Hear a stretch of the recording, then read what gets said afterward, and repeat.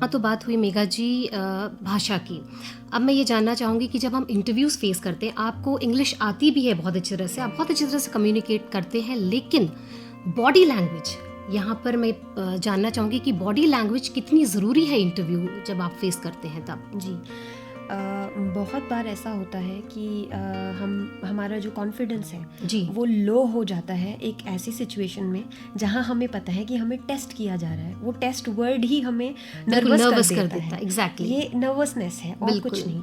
अगर speaking and listening आती है, हमने मिरर में प्रैक्टिस किया है बोलना और हमने बहुत सुने भी है कॉन्वर्सेशंस और हमारा सब कुछ ठीक है लैंग्वेज पॉइंट ऑफ व्यू से, जी। तो सिर्फ ये प्रैक्टिस करना है कि ये तो हुआ वर्बल कम्युनिकेशन यानी यूजिंग वर्ड्स। जी। तो स्पीकिंग हो गई, चाहे लिसनिंग हो गई, चाहे रीडिंग हो गई, चाहे राइटिंग, ये सब वर्बल कम्युनिकेशन। हम वर्ड्स को यूज करते हैं टू एक्सप्रेस और to understand the expression of the other person. बिल्कुल। नॉन वर्बल कम्युनिकेशन होता है, उससे भी बहुत कुछ कम्युनिकेट होता है, यानी आपका करेक्ट टोन, जी, बात करने का शब्द तो वही है, लेकिन अगर टोन सही नहीं तो बहुत कुछ पता चल जाता है दूसरे इंसान के बारे में। बिल्कुल, बिल्कुल। ये भी कि शायद ये रट के बोल रहा है, एग्जैक्टली। ये भी कि शायद ये बोल तो रहा है मगर श्योर नहीं है कि सही बोला या गलत। तो ये टोन बताता है, ये शब्द नहीं बताते, ये नॉन वर्बल कम्युनिकेशन है। जी जी। तो वो चीज़, वो कॉन्फिडेंस गेन करना, अगेन वो फ्लुएंसी प्रैक्टिस से आती है कि जब हम सेंटेंस कहें तो राइट वर्ड पर एम्फसाइज करें टू शो आर कॉन्फिडेंस।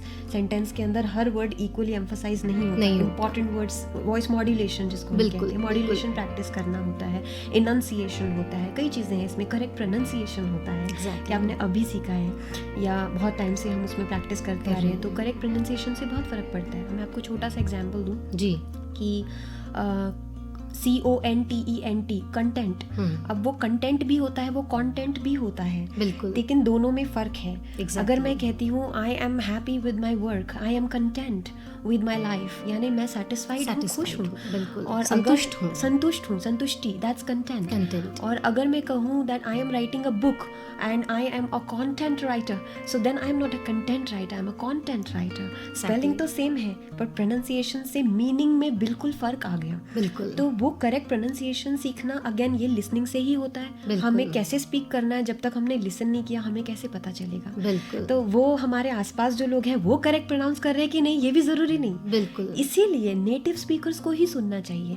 जब हम सीडीज सुनते हैं नेटिव स्पीकर्स को ही बोलते हुए सुनते हैं, या डिक्शनरी में देखते हैं UK accent, US accent, correct pronunciation क्या है, हम पढ़ भी सकते हैं, उसमें सिलेबल एम्फसाइज्ड होता है कि कौन सा वर्ड का सिलेबल एम्फसाइज करना है। अगर प्रोजेक्ट पे काम कर रहे हैं तो दिस इज अ प्रोजेक्ट, तो पहला वाला प्रो एम्फसाइज्ड है, जेक्ट नहीं है। लेकिन अगर मैं कोई चीज़ प्रोजेक्ट कर रही हूँ, that I have an idea, I want to project it, so then वो प्रोजेक्ट हो गया, the other तो यूसेज बदल गया, वो वर्ब फॉर्म में है, पहला वाला नाउन फॉर्म में था।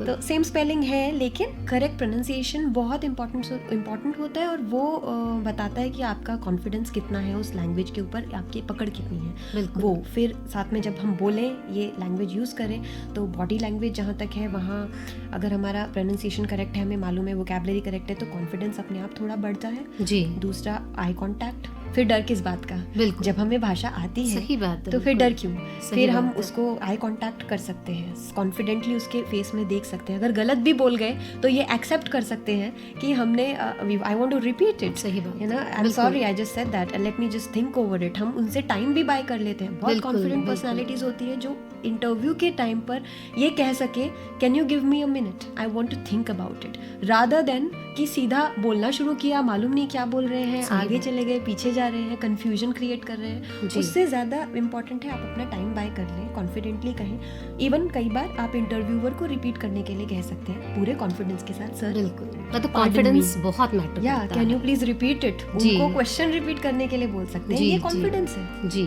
तो ये आपकी बॉडी लैंग्वेज भी बताती है, और आपका कॉन्फिडेंस जो है वो आपकी बॉडी लैंग्वेज के थ्रू झलकता है।